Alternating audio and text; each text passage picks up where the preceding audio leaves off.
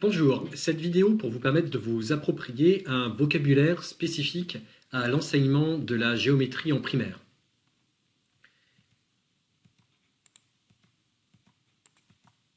Alors, tout d'abord, qu'est-ce que l'espace géométrique? C'est peut-être la première question à se poser quand on veut enseigner la géométrie à des enfants. Alors, tout d'abord, une première définition. L'espace géométrique est le résultat d'un effort de théorisation et qui rend raison de l'espace sensible. Donc cette définition permet de se rendre compte que la géométrie, c'est d'abord l'observation du sensible, l'observation du réel, pour ensuite tenter une théorisation de ce réel, c'est-à-dire de rendre idéal quelque chose qui ne l'est pas. Une deuxième définition nous permet de mieux nous éclairer sur les objectifs d'une telle discipline.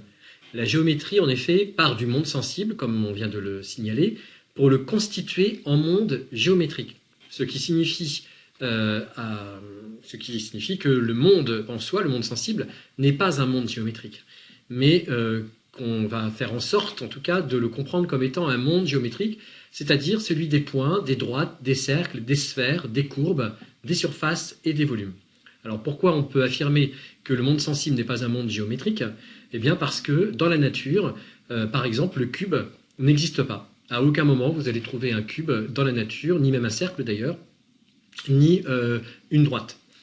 Ces éléments qui constituent la géométrie, dans l'espace réel, n'existent pas. D'ailleurs, pour s'en convaincre, il suffit d'écouter Euclide, qui est moins 300 ans avant Jésus-Christ, disait « Un point est ce dont la partie est nulle, une ligne est une longueur sans largeur, la ligne droite est celle qui est également placée entre ces points. » Donc on voit bien à travers cette définition qui est tout à fait d'actualité qu'un point n'a pas d'épaisseur, donc un point est nul en soi. Pour pouvoir faire de la géométrie, on est obligé de partir et de raisonner à partir d'une telle définition. Et une ligne n'a pas de largeur, donc une ligne n'a pas d'existence réelle. Et la droite, elle, est entre deux points qui n'a pas d'existence non plus réelle. Et c'est à cette seule condition qu'on peut raisonner de manière géométrique. Donc on voit bien que, évidemment, avec des enfants de primaire, on ne va pas tout à fait raisonner de cette manière-là, puisqu'on va partir du monde sensible, et on va représenter ce monde sensible à partir de droites et de points eux-mêmes sensibles, puisqu'ils vont être représentés à l'aide d'un crayon à papier, d'une règle, etc. Mais le but du jeu, bien entendu, c'est d'amener les enfants progressivement à cette abstraction du sensible et à raisonner sur des idéalités. Les objets géométriques sont donc des idéalités. Il n'existe pas du tout dans le réel, comme j'ai pu le dire tout à l'heure. Donc l'existence d'un espace géométrique est avant tout le fruit d'un travail de modélisation mathématique de l'espace sensible. D'ailleurs, rien que dans cette définition, on voit très bien tout le travail didactique qui va être fait en classe avec les élèves, c'est-à-dire celui de partir d'abord évidemment de l'espace sensible pour progressivement amener les élèves à une représentation la plus abstraite possible de leur environnement. Donc vous avez ici, j'allais dire, une progression évidente de la manière dont on va accompagner les enfants dans le travail géométrique. Alors ce travail va se faire dès la maternelle, et puis idéalement, on va dire que l'abstraction de l'espace sensible en espace géométrique va se produire autour de la 4e. Alors que disent les programmes en géométrie? Alors l'objectif principal de l'enseignement de la géométrie du CP au CM2 est de permettre aux élèves de passer progressivement, donc d'une reconnaissance perceptive des objets à une étude fondée sur le recours aux instruments de tracé et de mesure. Et ça, c'est tout le travail qui va être fait en cycle 1, 2 et 3.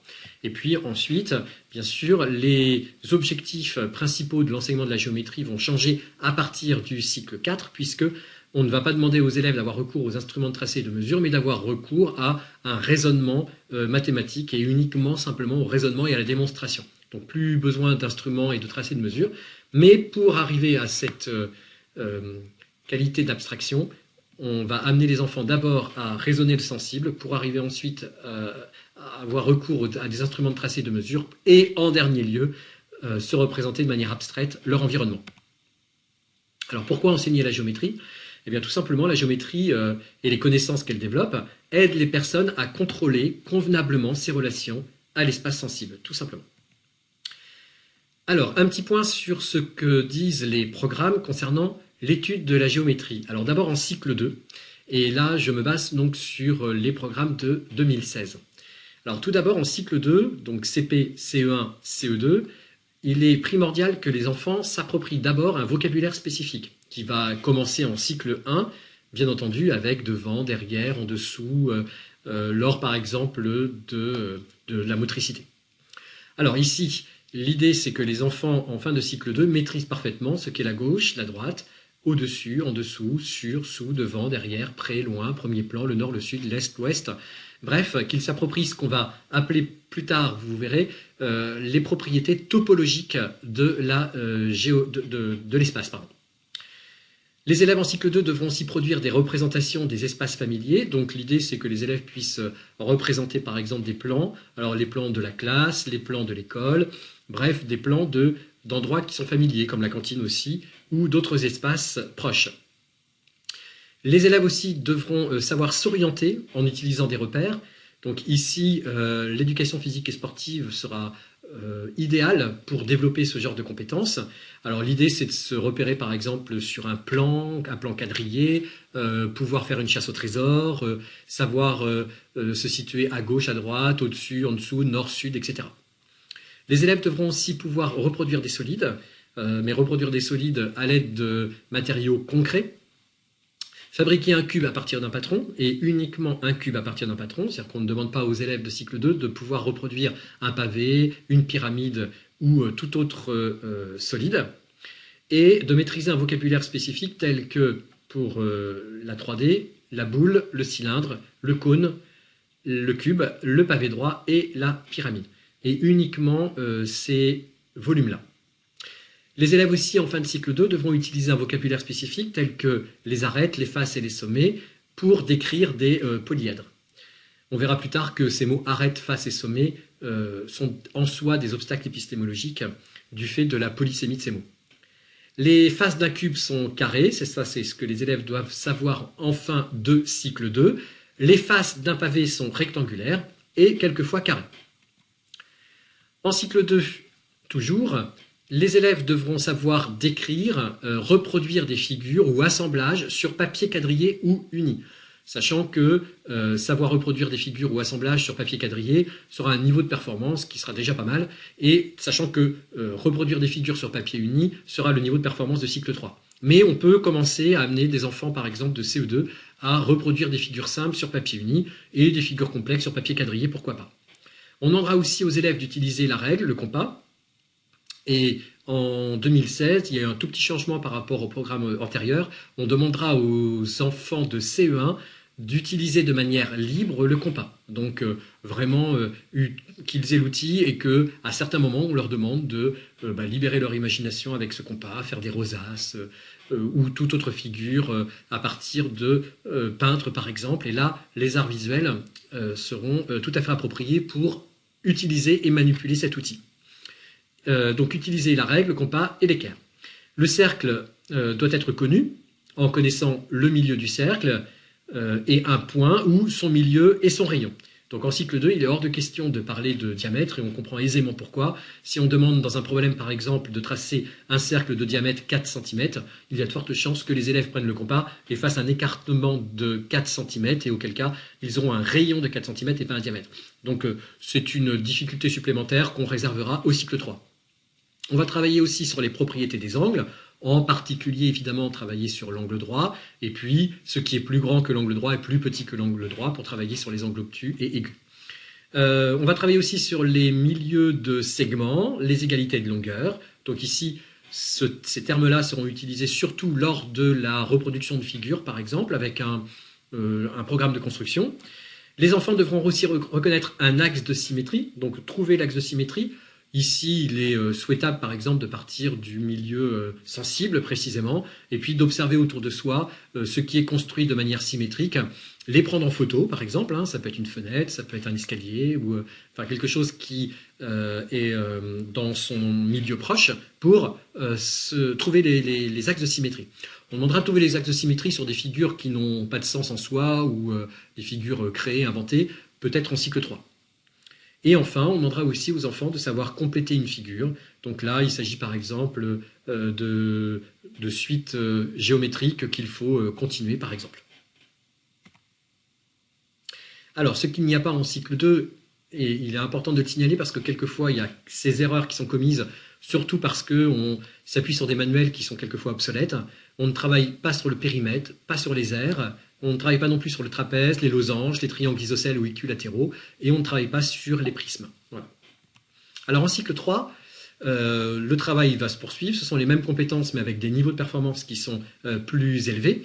On va toujours demander aux élèves de se déplacer sur un plan, mais sur des plans qui vont être plus complexes, plus difficiles, comme par exemple essayer de se repérer sur un plan quand on va travailler sur un voyage scolaire par exemple, et puis travailler sur un plan de la France, un plan de la région, ou un plan aussi de la ville pour pouvoir se déplacer lors d'une sortie scolaire par exemple. Les élèves devront savoir reconnaître, nommer, comparer, vérifier, décrire des figures planes. Donc ici, par contre, on aura les triangles équilatéraux, isocèles, on aura le losange, le carré, le rectangle, etc. Donc il faudra les reconnaître tout en vérifiant si ce que je dis de cette figure est vrai en utilisant les caractéristiques de chacune de ces figures. On va travailler sur tous les triangles et tous les quadrilatères, sachant que le parallélogramme est une figure qui est réservée à la 6e.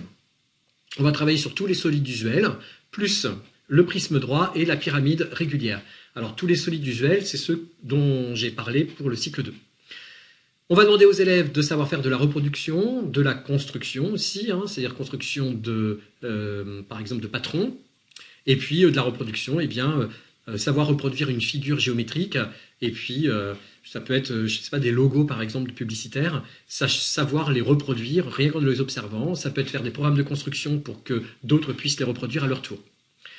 On va introduire un nouveau vocabulaire. Alors là, par contre, on va pas bien parler du diamètre, on va parler de polygone, de médiatrice. La médiatrice qui va plutôt être réservée comme niveau de performance à la 6e, puisqu'on est bien dans le cycle 3, CM1, CM2, 6e, donc il faudra bien se répartir ces termes dans le cycle. On va parler de segment, de demi-droite plutôt réservée à la 6e, parallèle perpendiculaire. On va continuer à travailler sur la symétrie de manière un petit peu plus complexe et en l'associant à des travaux qui pourront être faits par exemple en sciences ou en technologie quand on va fabriquer des objets technologiques qui devront être parfaitement symétriques pour garder par exemple un bon équilibre. Eh bien, on va pouvoir travailler ces notions dans d'autres disciplines. Et enfin, en proportionnalité, on va travailler sur la réduction-agrandissement. Alors, la proportionnalité est une notion assez transversale en mathématiques puisqu'on va travailler sur la proportionnalité en géométrie, mais aussi en numération, en mesure. Et là, en géométrie, c'est travailler sur réduction-agrandissement. Là aussi, on peut parfaitement partir des arts visuels pour travailler sur une telle notion. Par exemple, prendre un tableau et puis le quadriller et demander que ce tableau soit 3 fois plus grand, par exemple. Donc voilà des situations complexes possibles pour travailler ce genre de notions. Alors, en cycle 1, je finis par le cycle 1 parce que c'est le tout début et puis surtout, c'est pas tout à fait des compétences qu'il faut travailler, mais des actions. Et ça, c'est très intéressant parce que le programme de 2015 montre bien que pour travailler la géométrie, le seul moyen, c'est de mettre les élèves en action et de manipuler. Donc il s'agira de transvaser, de malaxer, de mélanger, de transporter, de modeler, de tailler, de couper, de morceler, d'assembler, de transformer, de coller, d'enfiler, d'actionner, de boutonner, de plier, d'équilibrer, de dessiner. Bref, vous voyez que dans le programme de 2015, il y a l'accent est mis fortement sur l'action, sur la manipulation, qui sont évidemment des actions indispensables, préalables à la construction future des compétences liées à la géométrie. D'ailleurs, petite anecdote, mais les orthophonistes, par exemple, quand ils reçoivent des élèves qui ont le plus grand mal à se repérer dans l'espace ou qui ont des compétences qui ne sont pas tout à fait construites dans ce domaine, la première chose, ou en tout cas une des choses que des orthophonistes font, c'est de mettre les enfants à transvaser, malaxer, mélanger, transporter. Alors non seulement vous allez travailler des compétences mathématiques telles que la géométrie, mais aussi des compétences de numération. Parce que quand les élèves vont transvaser, par exemple, d'un petit pot à un grand pot avec la même quantité, vous n'allez pas avoir la même hauteur, par exemple, d'eau dans un petit pot que dans un grand pot, et pourtant, ce sera toujours la même quantité. Alors, on rentre maintenant dans un vocabulaire spécifique qu'il faut maîtriser en géométrie. D'abord, sachez qu'il y a différents degrés de connaissance ou de résolution de problèmes. Ici, par exemple, vous avez un problème qui est posé, soit un ABCD, un trapèze, dont les diagonales se coupent en E, et l'idée, c'est de comparer les aires des triangles AED et BEC, et de justifier la réponse. Alors, selon le niveau auquel vous donnez ce genre de problème, vous n'allez pas avoir les mêmes stratégies de résolution. Vous pouvez parfaitement donner ce genre de problème à des enfants de cycle 2, en CE2, en CM1, en CM2, même en cycle 3. Les élèves peuvent parfaitement résoudre ce genre de problème, même en CE1, hein, sauf qu'en CE1, ils ne vont pas utiliser les mêmes stratégies que dans les classes supérieures. Alors, quelles sont ces 3 démarches possibles pour un même problème? Eh bien, la première démarche sera une démarche, vous voyez, qui consistera par exemple à découper les triangles, c'est les 2 triangles qu'on veut comparer, et tenter par des découpages de l'un de recouvrir l'autre, et puis de voir si ces 2 triangles ont la même surface. Alors ici, l'élève ne mettra en œuvre aucune connaissance de l'espace géométrique, hein, puisque vous voyez bien que de prendre une paire de ciseaux et puis de couper des triangles et de les superposer ne nécessite aucune connaissance particulière en mathématiques, et on dira que l'élève a recours à une démarche pratique.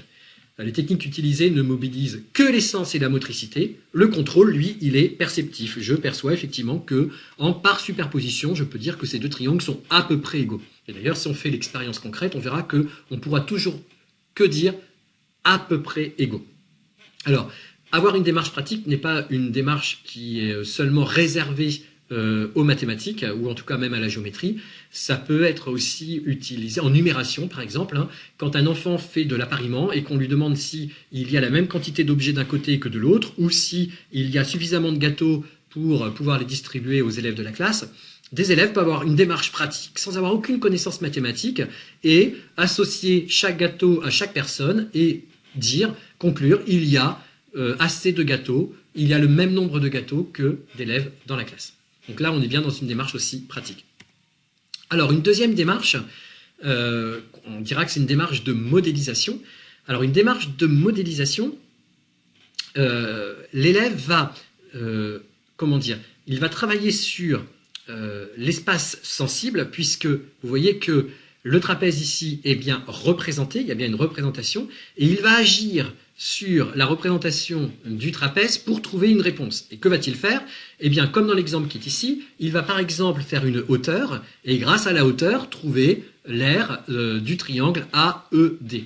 Alors, comment va-t-il faire? Eh bien, parce qu'il aura appris une règle universelle concernant le calcul des aires des triangles, et l'appliquer ici à la représentation sensible du triangle. Il va faire de même pour BEC, c'est-à-dire faire la hauteur sur BEC, et puis comparer les deux aires.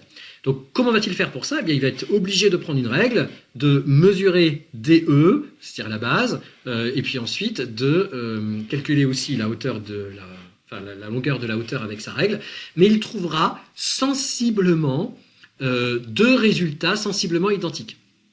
Mais là, le sensiblement est important parce que vous voyez qu'on n'est toujours pas dans une démarche purement mathématique, mais on dit qu'il est dans une démarche de modélisation, c'est-à-dire qu'il va s'appuyer sur des connaissances, sur des règles, si vous voulez, des régularités ou des règles concernant les objets mathématiques qu'il connaît, et il va s'appuyer sur le sensible pour pouvoir appliquer ces règles-là. Là encore, on est dans une démarche qui est plutôt une démarche, on va dire, de primaire, mais il y a une troisième démarche, alors là, qui est la démarche la plus, la plus évoluée. Eh bien, il s'agit de raisonner mathématiquement.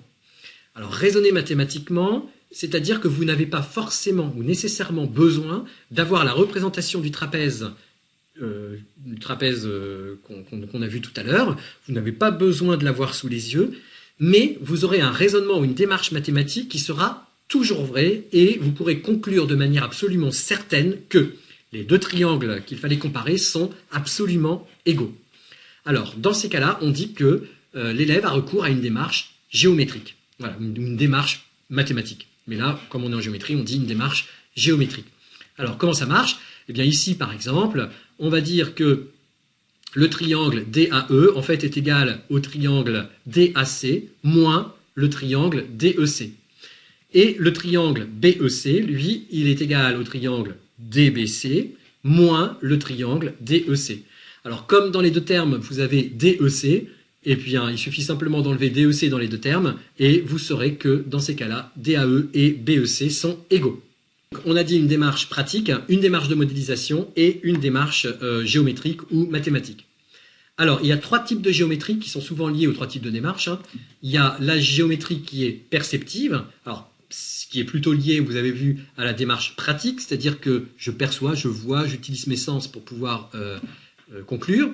Une géométrie qui est instrumentée, alors la géométrie instrumentée, c'est celle qui s'appuie sur les règles, les compas, etc., les équerres, et qui agit sur l'espace sensible, mais aussi en utilisant des règles que l'on connaît concernant les objets géométriques. Et vous avez la géométrie dite déductive, et la géométrie déductive est adaptée bien sûr à la démarche qui est une démarche géométrique ou une démarche mathématique.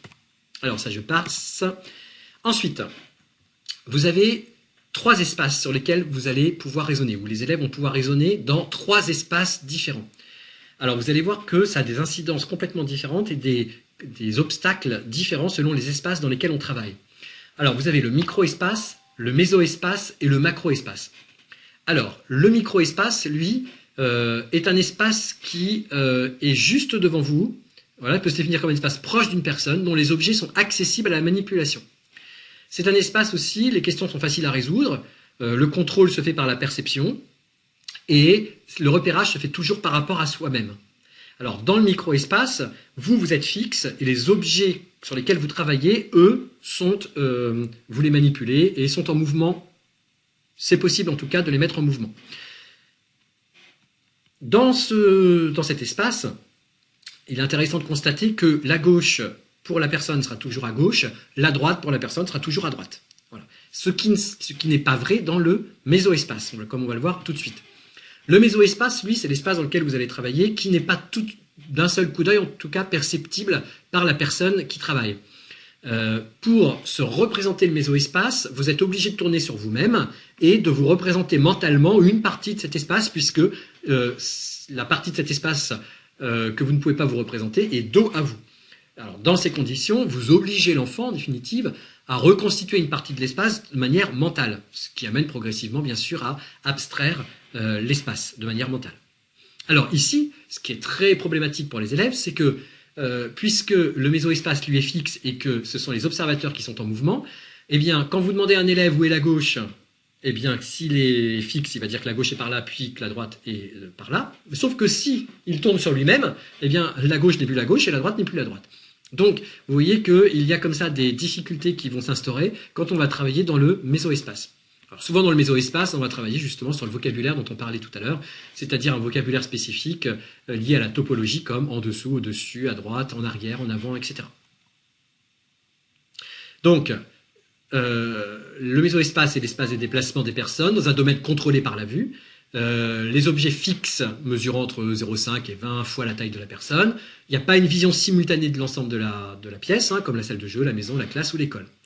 Les objets fixes sont des références. Il faut tenir compte en permanence de la modification du point de vue sur les objets induite par les déplacements. Ce qui est à gauche passe à droite, ce qui est devant peut être derrière. Donc là, c'est vraiment pour les enfants une grande complexité. On est obligé de se décentrer pour avoir une vision globale. L'horizontale et la verticale forment la base de l'organisation du méso-espace. Et dans le micro-espace, je vous rappelle, la personne est immobile, tout est référence à soi-même, alors que dans le méso-espace, c'est tout l'inverse. Et enfin, le dernier espace sur lequel on va raisonner avec les élèves s'appelle le macro-espace. Alors, la vue seule ne permet pas le contrôle, ou en tout cas, la vue seule ne permet le contrôle que d'une petite partie de l'espace. Il faut une succession de visions locales pour appréhender le tout. Exemple, le trajet dans une ville, par exemple. Les différents espaces ne constituent pas un continuum. Donc, il y a des espaces qui sont non visibles, mais par contre, les objets continuent d'exister quand même. Ou alors, soit les repérages sont rares, par exemple la mer, le désert, ou alors surabondants, comme la forêt ou la ville. On a besoin à sa disposition des théories mathématiques pour l'utilisation d'outils élaborés comme la carte ou d'autres instruments. Alors, ces espaces conduisent à 2 types de rapports aux objets d'étude.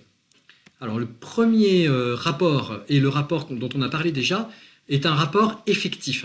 Ça veut dire les élèves agissent effectivement, sensiblement, par des moyens sensibles, donc sur le milieu matériel. Alors ici, vous avez un exemple, par exemple, dans ce manuel. Quand on découpe un quadrilatère en suivant une diagonale, on obtient, et quand on découpe un rectangle en suivant une diagonale, on obtient. Vous voyez que dans cet exemple ici, là, de manuel, on demande aux élèves d'avoir un rapport effectif aux objets géométriques, ou en tout cas aux objets sensibles, dans un premier temps. Alors le grand danger, c'est que les manuels sont quelquefois tellement bien faits que la démarche sensible qui est préconisée en didactique des mathématiques et en géométrie pour que les élèves s'approprient les notions, eh bien les manuels sont tellement bien faits que les enseignants quelquefois peuvent ne pas permettre aux élèves d'avoir justement ce rapport sensible parce que tout est déjà fait, tout est déjà décrit dans le manuel. Et puis, le dernier rapport aux objets est un rapport évoqué. C'est-à-dire que lorsque l'élève s'engage dans des actions qui n'exercent pas sur les objets eux-mêmes, mais ce sont des objets qui sont évoqués. Donc par exemple, si vous demandez à des élèves combien de faces a le volume que vous avez devant les yeux, alors si le volume est devant les yeux, donc s'il est posé par exemple dans du micro-espace et que l'élève, lui, ne peut pas bouger, il est obligé d'évoquer ou de se représenter mentalement, c'est pareil, d'évoquer une partie du cube pour pouvoir dire combien de faces ce cube a. Par contre, si l'enfant a la possibilité de prendre le cube dans les mains et puis de regarder le cube et de le tourner dans tous les sens, dans du micro-espace toujours, alors on dit qu'il a un rapport sensible à l'objet. Je passe cet exercice. Ensuite, donc 3 nouveaux mots de vocabulaire qui sont liés à la modélisation géométrique. Donc il y a 3 types de modélisation géométrique qu'on va travailler avec l'enfant. Alors la première propriété, c'est la propriété topologique, une modélisation géométrique, topologique, ou une propriété projective, ou une propriété métrique. Alors, ces 3 propriétés liées à l'espace et à la géométrie sont les seules propriétés, et ce sont les seules et uniques, qui permettent de raisonner de manière géométrique sur l'espace sensible. Alors, qu'est-ce que la propriété topologique? Alors, les propriétés topologiques en géométrie, ce sont les premières auxquelles l'enfant est sensible et qu'il va manipuler. Eh bien, c'est dans l'espace dans lequel il évolue, pouvoir dire c'est à l'intérieur, c'est à l'extérieur, c'est dedans, c'est dehors, c'est entrer, c'est sortir, c'est derrière, c'est devant. Bref, ce sont tous ces mots de vocabulaire qui vont permettre à l'enfant de pouvoir se repérer dans son espace et de pouvoir signifier où se situent les choses dans l'espace sensible. Donc, ce sont les premières propriétés géométriques qui vont beaucoup être travaillées en maternelle, mais qu'il ne faut pas oublier de continuer à travailler avec les élèves en cycle 2 et en cycle 3, surtout quand on va travailler par exemple en EPS. Les autres propriétés liées à l'espace sont les propriétés projectives, c'est-à-dire que pour raisonner l'espace sensible, on va utiliser de nouvelles propriétés qui sont les points et les droites. Alors dans un premier temps, ça peut être travaillé dans du mésoespace, quand par exemple vous faites de la motricité ou que vous travaillez dans une salle ou même dans un champ ou sur la cour de récréation et que vous faites un jeu par exemple. Vous allez par exemple demander aux enfants de tourner autour du cercle. Vous allez dire aux enfants de traverser la diagonale par exemple de la pièce. Dans ces cas-là, le cercle, lui, vous voyez que c'est un ensemble de points, c'est une ligne courbe pour le coup. Quand vous allez demander aux élèves de travailler dans une pièce et de traverser la pièce en diagonale, vous allez aider les enfants en fin de compte à comprendre qu'une diagonale, qu'est-ce que c'est? C'est une droite qui relie 2 points dans un espace sensible.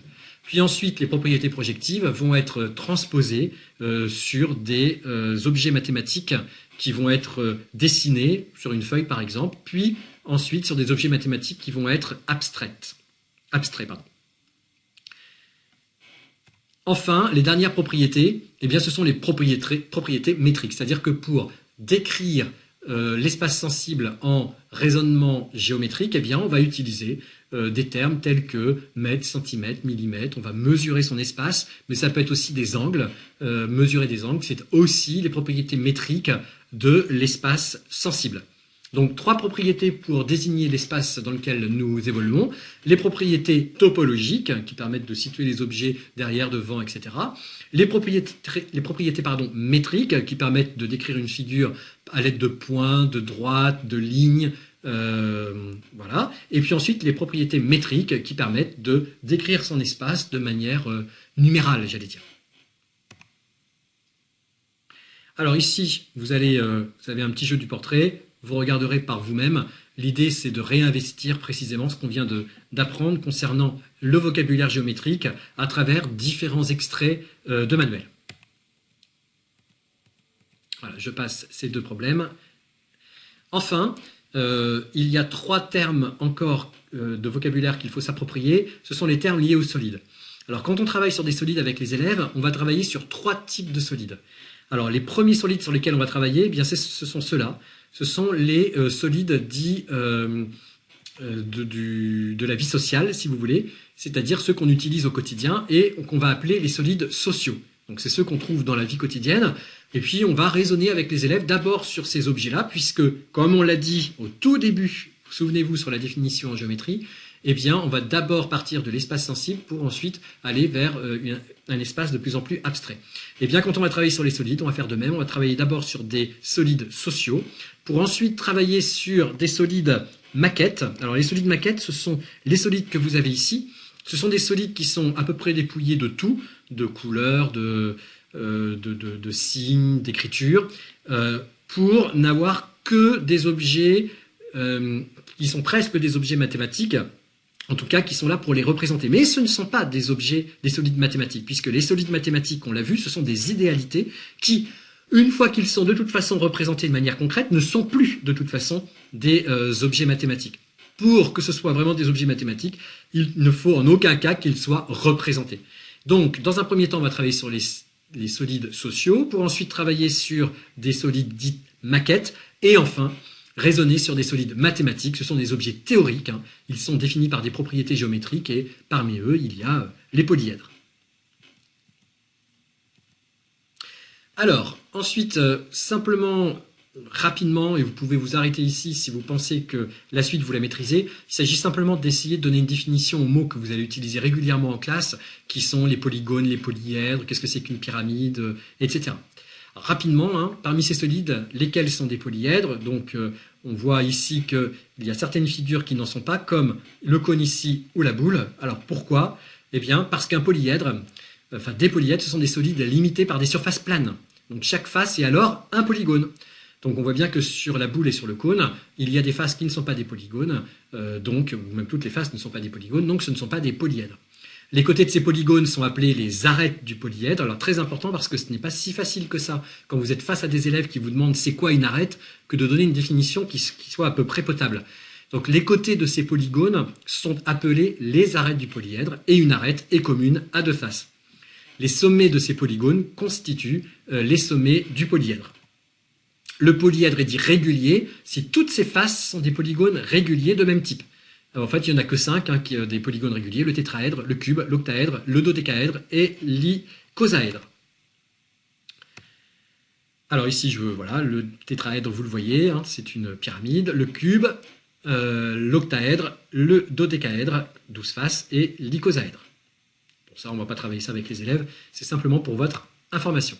Alors, qu'est-ce qu'une pyramide? Sachant que ici, vous n'avez que des exemples oui. Vous avez donc, ici, c'est une pyramide, ça, c'est une pyramide, et ça aussi. Donc, à partir de ces 3 modèles-là, on pourrait très bien procéder de la même manière avec les élèves. Vous présentez 3 exemples oui, et dire, je vous dis que ça, ce sont des pyramides, alors donnez-moi la définition d'une pyramide. Donc, en voyant ces 3 exemples, on peut déduire qu'une pyramide est un polyèdre constitué par une base polygonale. Hein, ça peut être un rectangle, un carré, un triangle, ou n'importe quelle autre figure polygonale. Et les faces latérales, elles, sont des triangles ayant un sommet commun appelé sommet de la pyramide. Alors, sachant que ce qui est compliqué pour les élèves, c'est que le sommet, pour un élève, par analogie, il va comparer ça au sommet d'une montagne, par exemple. Et il va affirmer que pour les pyramides qui sont ici, il n'y a qu'un seul sommet. Or, dans une pyramide, évidemment, il n'y a pas qu'un seul sommet. Il y a par exemple ici 1, 2, 3, 4 sommets, et c'est l'un des obstacles épistémologiques qu'il faut travailler avec les élèves et ne pas les ignorer. Ici, qu'est-ce qu'un prisme? Sachant que là encore, vous avez 4 exemples oui, c'est-à-dire que je vous dis que les 4 polyèdres que vous avez devant les yeux ici sont des prismes, alors essayez de déduire la définition d'un prisme. Eh bien, un prisme est un polyèdre constitué par 2 bases polygonales. Donc ici, par exemple, vous avez 2 triangles qui sont ici, là aussi. Là, vous avez 1, 2, 3, 4, 5. Donc là, vous avez des pentagones. deux bases polygonales superposables. Donc vous en avez une ici, une ici, une ici, une là, une ici et une ici. Situées dans deux plans parallèles. Donc on voit bien effectivement que les polygones sont bien à chaque fois parallèles. Et des faces latérales qui sont des parallélogrammes, joignant les deux bases. Donc ici vous avez bien des rectangles, ici aussi vous avez des rectangles, et là vous avez des parallélogrammes. Alors lorsque les faces latérales sont des rectangles, le prisme est dit droit. Donc contrairement à celui-ci où le prisme n'est pas droit puisque vous avez des parallélogrammes et non pas des rectangles. Mais il n'empêche que vous avez quand même à chaque fois que des prismes. Alors il est important de montrer plusieurs prismes, plusieurs pyramides pour que les élèves puissent constituer un concept. Les corps ronds ensuite. Là aussi, hein, quelquefois on ne sait pas comment nommer ces volumes. Eh bien on va les appeler les corps ronds. Ce sont des solides limités par des surfaces non planes et éventuellement des surfaces planes, éventuellement. Donc les cylindres, les sphères et les cônes sont ce qu'on appelle des corps ronds. Si vous n'êtes pas très au clair sur les polygones, donc voici quelques exemples, des exemples oui et des exemples non, sachant que certains d'entre eux sont des polygones, d'autres non. Alors qu'est-ce que c'est qu'un polygone, sachant que A est un polygone, B est un polygone, C n'en est pas un, D n'en est pas un, E est un polygone, G n'en est pas un et F en est un. Alors tout simplement, un polygone, hein, c'est une figure plane formée par une ligne fermée constituée de segments mis bout à bout. Voilà. Donc il ne faut pas qu'il y ait des cercles, des demi-cercles. Sinon, ce n'est plus un polygone. Alors, quelques vocabulaires sur les solides et leur représentation et la particularité des représentations des solides, soit sous forme de patron, soit sous forme de perspective cavalière. Alors, les solides ne peuvent être perçus en une seule fois. On est obligé de tourner, par exemple dans le mésospace, on est obligé de tourner autour d'un solide pour se le représenter dans sa globalité. Et encore, hein, puisqu'il est posé sur une face qui n'est pas visible, sauf à être posé sur une surface en verre. Il faut juxtaposer plusieurs points de vue pour reconstituer mentalement une forme géométrique, un volume. C'est bien ce pourquoi il est si difficile pour les élèves de travailler sur des volumes en 3D, parce que justement, ils doivent faire un effort de théorisation. Ils sont obligés d'évoquer une partie qu'ils ne voient pas. Leur représentation en 2D est toujours incomplète. Alors pourquoi ? Parce qu'une représentation en perspective rend compte des positions relatives, des parallélismes, conserve les milieux, mais pas les angles ni les longueurs. Voilà, ici j'ai un cube, mais vous voyez que les longueurs ici ne sont absolument pas identiques, alors que pourtant dans la réalité elles le sont, et les longueurs ne le sont pas non plus. Cube en perspective dite cavalière, hein, c'est comme ça qu'on appelle ce type de perspective, ni les angles ni les longueurs ne sont conservés. Par contre, une représentation sous forme de patron, alors là c'est complètement l'inverse, c'est-à-dire une représentation en perspective, elle rencontre des positions relatives, mais pas dans le patron. Les parallélismes sont conservés, pas dans le patron. On conserve les milieux, pas dans le patron. Mais par contre, les angles et les longueurs, concernant le patron, eux, sont parfaitement conservés. Alors, qu'est-ce qu'un patron d'un polyèdre ? Une définition toute simple, hein, c'est un développement. D'ailleurs, maintenant, avec les représentations en 3D numérique, il est possible très facilement de développer le patron d'un volume. Une figure plane d'un seul tenant constituée par assemblage des polygones constituant les faces du polyèdre. Donc c'est une figure plane d'un seul tenant constituée par l'assemblage des polygones constituant les faces d'un polyèdre. Je vous remercie.